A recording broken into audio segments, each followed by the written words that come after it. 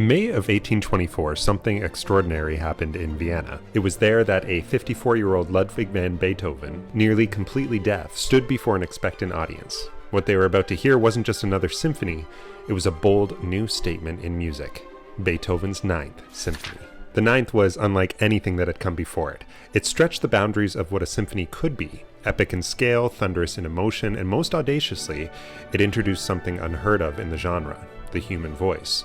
The final movement burst open with a choral setting of Friedrich Schiller's Ode to Joy, a poem that celebrates the unity and dignity of all humankind. Ludwig van Beethoven had believed he was no longer popular in Vienna and had hoped to premiere his latest work in Berlin.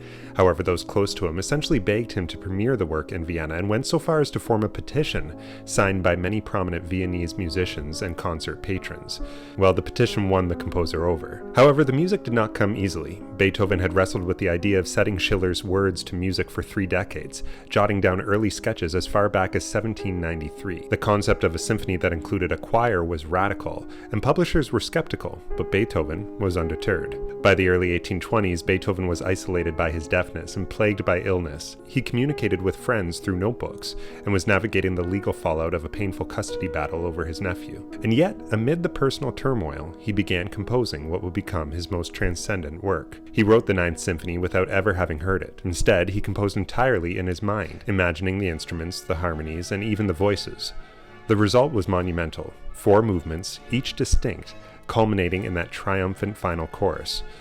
He finished it in 1824, and preparations for the premiere began immediately. On May 7th, the concert hall was packed. When the final notes rang out, the audience erupted in applause, but Beethoven stood facing the orchestra, unaware. He couldn't hear the cheers, the foot stomping, the waves of appreciation.